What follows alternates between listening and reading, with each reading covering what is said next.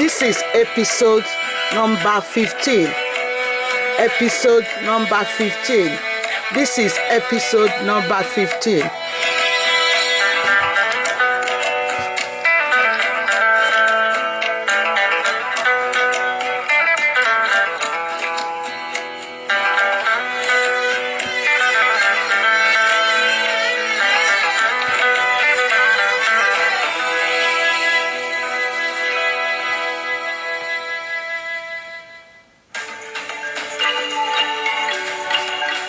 History is not only about events, it is also about culture.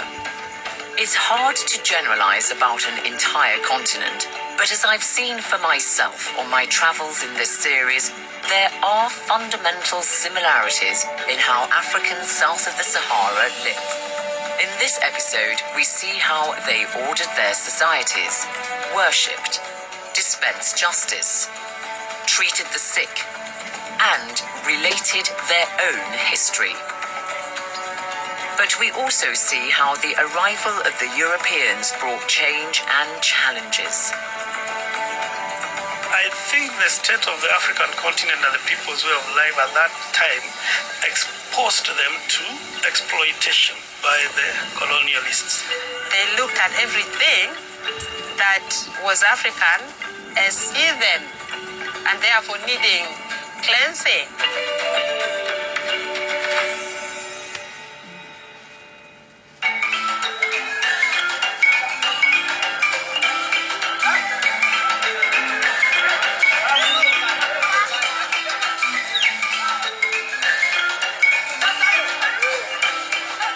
Crowds enjoy a street performance in the Ugandan capital Kampala. As if you're not too small to miss out.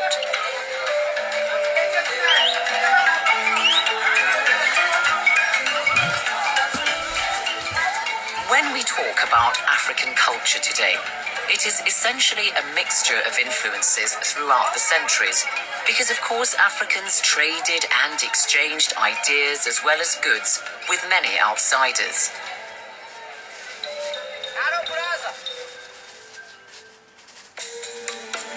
But what can be described as indigenous African traditions, customs and practices?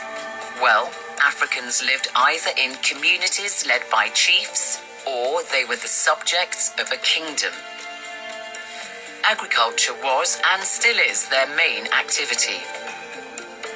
Farmers produced what they ate and sold or exchanged the surplus. Sometimes they had to work for their chiefs. I visit a settlement of 100 inhabitants, just outside the Zambian capital Lusaka, to see how life revolved around the family and community. Henry Sibaba Shifita orders his granddaughters to carry out their chores. Great-uncle Robert gives a helping hand. The family are from the Tonga people, who've inhabited this part of southern Africa for centuries. You must be Henry. Yeah, I'm Henry. I'm Zainab.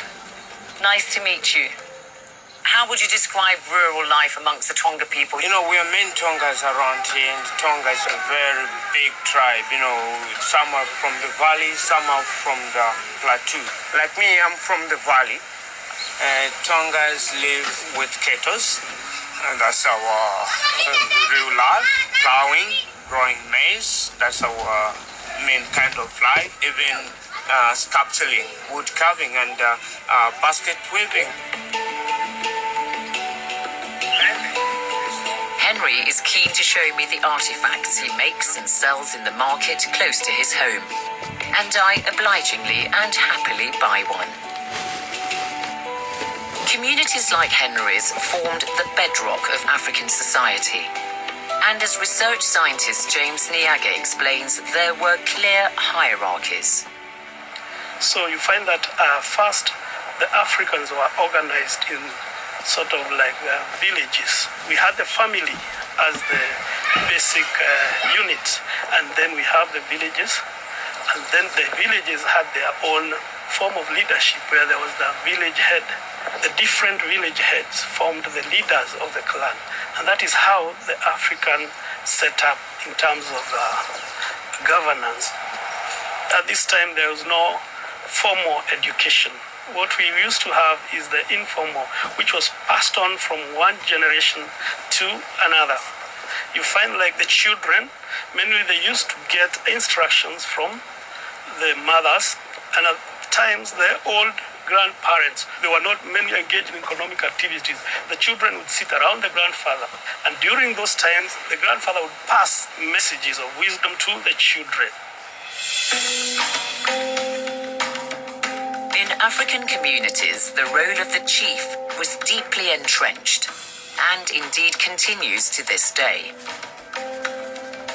Zambia has even incorporated the tradition of chiefdoms in its modern democracy. I've come to the House of Chiefs here in the capital, Lusaka, to find out more about them. This is the parliament where they sit once a month. There are nearly 300 main chiefs in Zambia, including about 20 who are women. I meet one of them, 70-year-old Chief Ngabwi, who represents a chiefdom with about 35,000 subjects, around 300 kilometers from Lusaka. The king's role, or the chief's role in Zambia, is basically to look after all the people in the kingdom, all the natural resources, and is actually the government in that particular area. So we carry out all the necessary activity that any government can undertake. Working as a community, looking after people. When we went to a community set up in rural areas, you won't identify an orphan because the villagers will look after the orphan. And a number of the orphans now who are roaming about the streets, you won't find them in the village. You won't find a widow in the village who is not being looked after. You won't find an elderly person being taken to old people's homes in the village, because we looked after everyone in the village as a community. You won't find anyone starving in the village because they used to have, in fact, a communal eating place, so that even a person who has no food in their houses, they were able to get something. And I think it's very, very important to look at the background. How did we manage to look after everyone?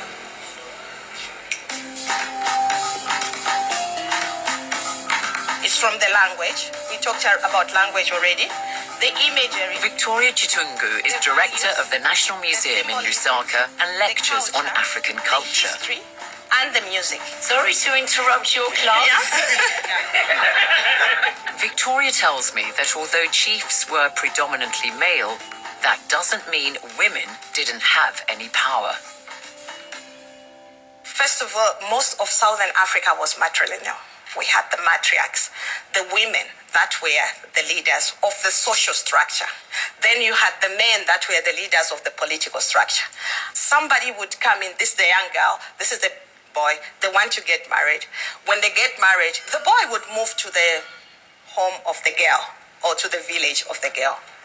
And they'll live there, and the boy will have to work for the family of the girl, because if he didn't work hard enough, they'll never release him to take the girl with him to his village. He was assessed to say he was a provider. He was hardworking. So he would work for as long as even 7 years. They don't exactly rush things, No. then, do they?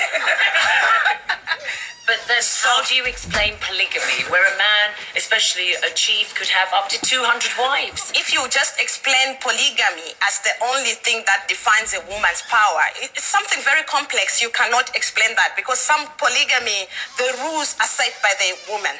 Even the wife that this man is going to marry, it's the woman that decides, I think you can marry Zainab.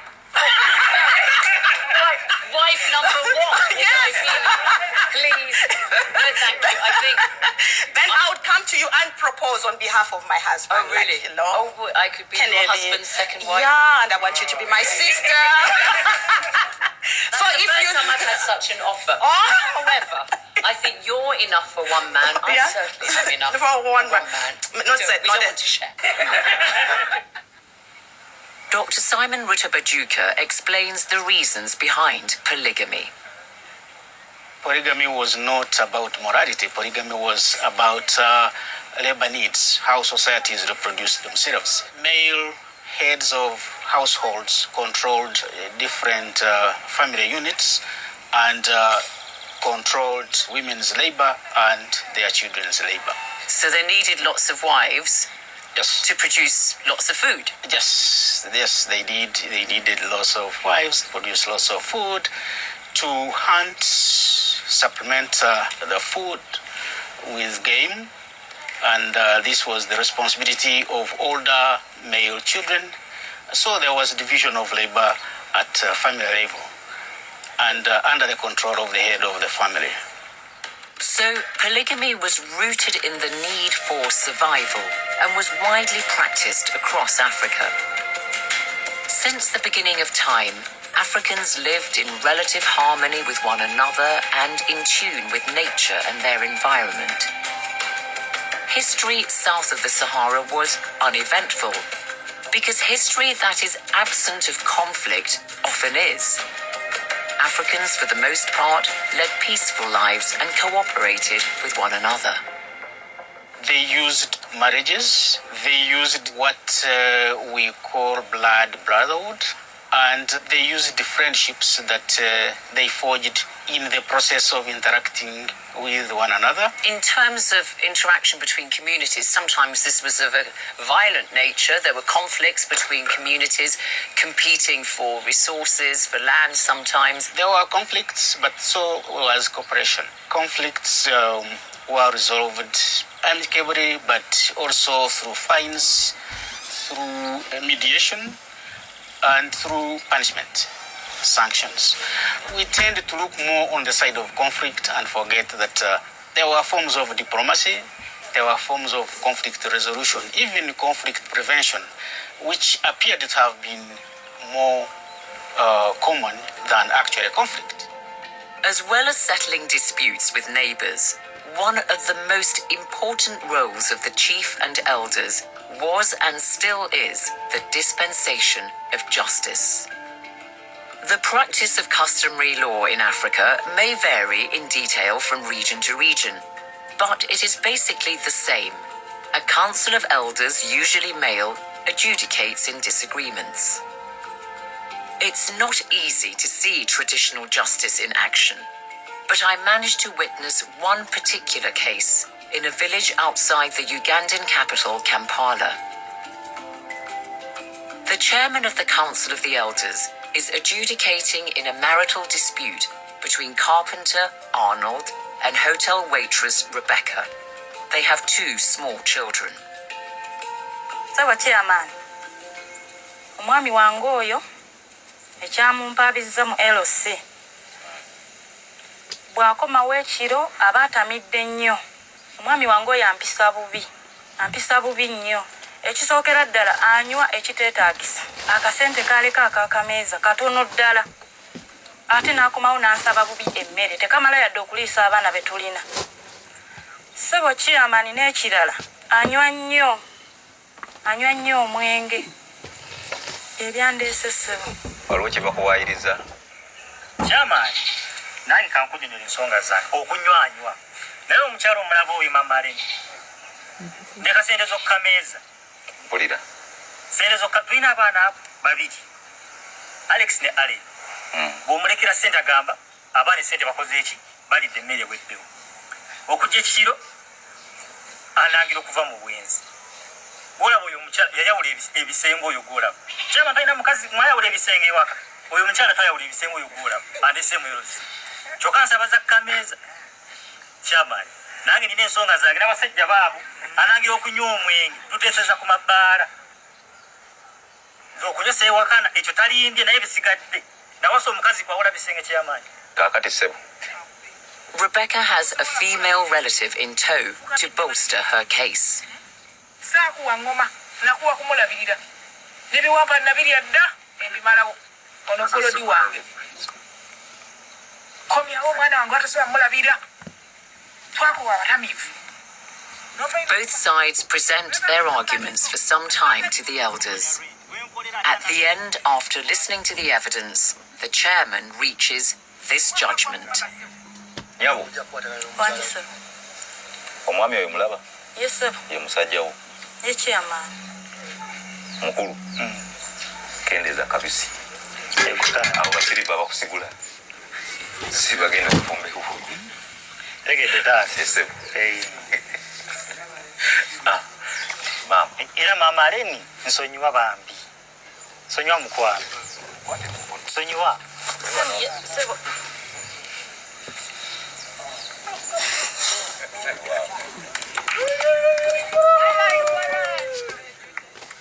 Kyala ategedde ensobi ze.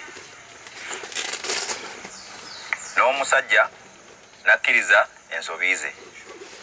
Era ekibadde kibatabula butawaŋŋana biki bitiibwa.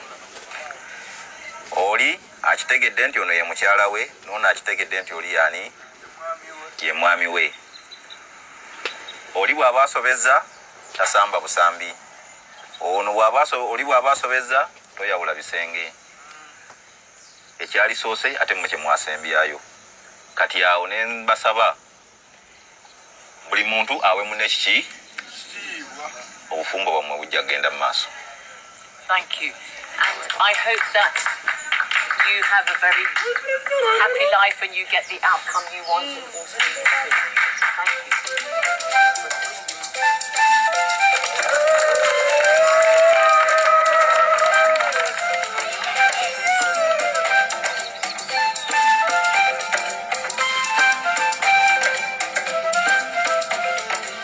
I asked Dr. Christine Mpiangu whether African traditional justice gives women a good deal.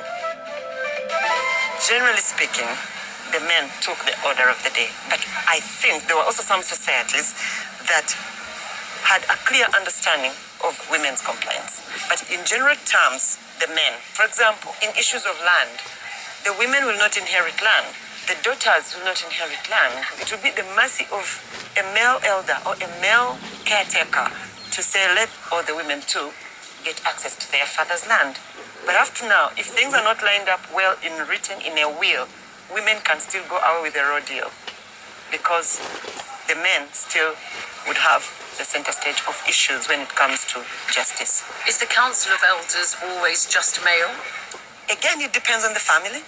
Again, it depends on the community, because not all communities are completely happy not to have women. So historically, the Council of Elders would be all men? Will be all men. Yeah. Shame. Shame. But I think we're getting above that now.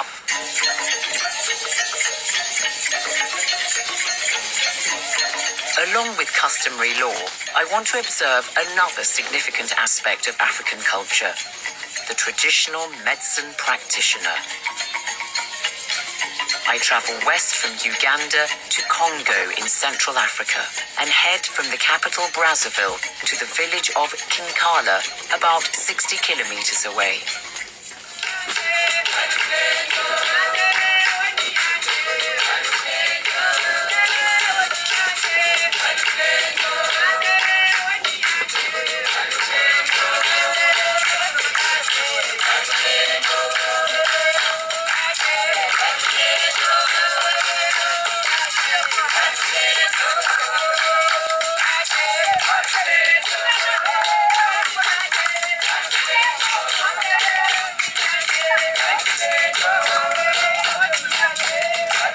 I join a small group of people suffering from a variety of ailments and their relatives, who've come seeking relief from the medicine woman, Agnes Wumba.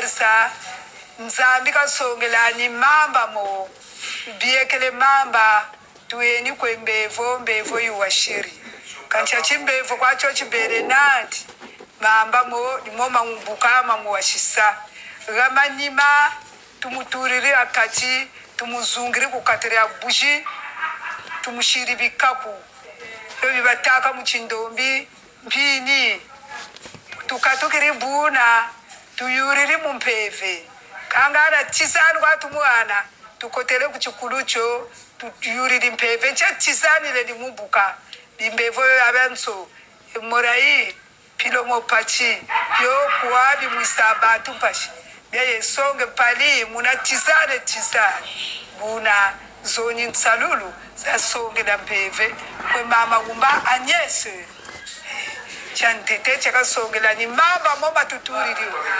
semwana pivelo semwana. Il y a une médecine qui est basée sur les décoctions, hein, c'est-à-dire qu'un breuvage qu'on donne et qui permet donc de soulager et de guérir.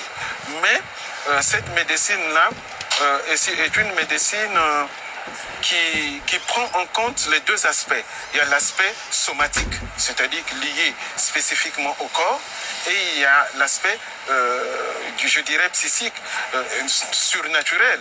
Parce que chez les Africains, une maladie, c'est toujours une corruption du corps. C'est toujours un mauvais sort qui a été jeté. Donc on commence par regarder sur le plan spirituel, est-ce que ce n'est pas un mauvais sort? Et quand ce n'est pas un mauvais sort, en ce moment-là, on s'attaque à la maladie. Bien entendu qu'on peut aujourd'hui spéculer sur la nature du diagnostic, mais le diagnostic était fait. Chaque maladie était nommée, hein, et des traitements étaient administrés. Bon, ce qu'on appelle aujourd'hui la pharmacopée africaine, basée notamment sur les plantes.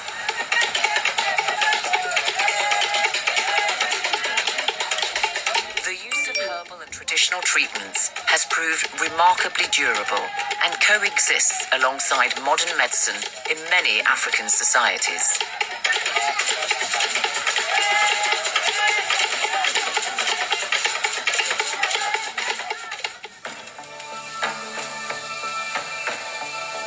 One very significant feature of African life that has also endured is that of indigenous belief and spirituality. Today, the vast majority of the continent is either Muslim or Christian. About 15% of people still adhere to traditional spirituality, but many more integrate some of these old African beliefs into their faith. I've been told that I can talk to some people who still worship as their ancestors did. I have to make my way through a forest area to reach them. They are the Kaya community of Kenya, who live about 40 kilometers outside Mombasa. A local guide, Julius Banjumambo, is helping me find them.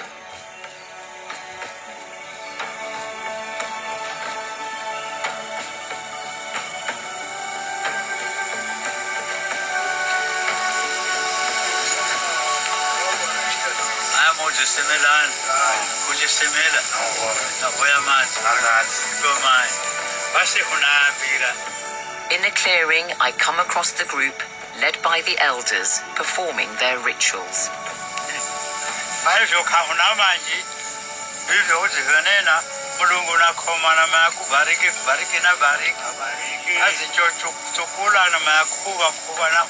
Daniel is the senior elder. Hapa ni mahali kwetu kwa kwanza kusema na wazee waliotutangulia kabla hatujaingia ndani ya msitu wa shughuli za maombi. Kwamba tunakuja kuwaambia kuwa tuko hapa ndani kwa pengine tumeambiwa kuna magonjwa, njaa, vita, ndio tunakuja kuwaeleza hawa ndio tuende kwa kufanya shughuli za kupiga vita magonjwa. Wako watabiri ambao ndio kuzungumza na hawa wazee, ndio wale watabiri wanatuita sisi kutueleza, ndio tunakuja kwa hawa wazee kuja kufanya hizo shughuli.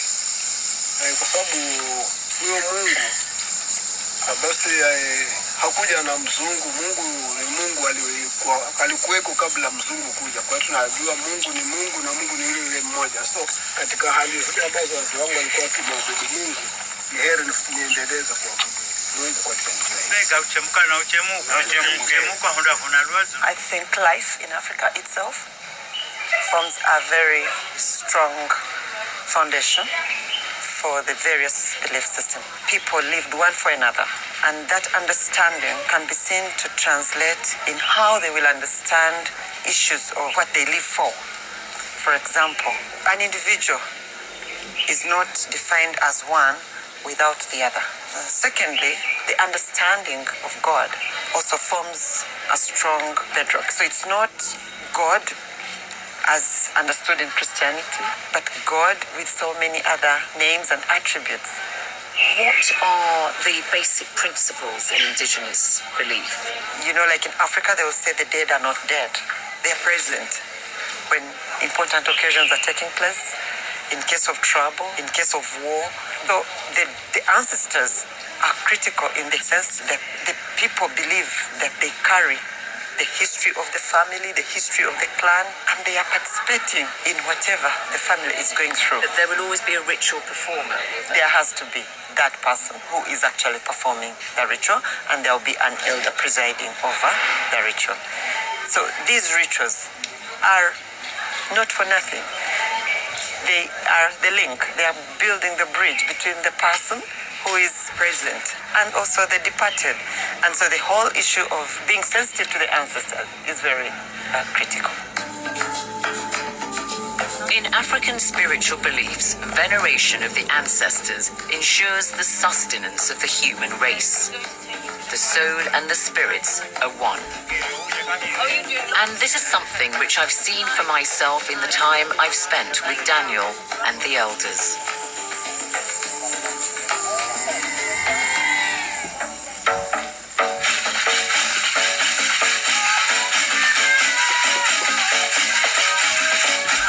Not all members of the Kaya community follow their indigenous beliefs, but they most certainly celebrate their culture through dance, as Africans do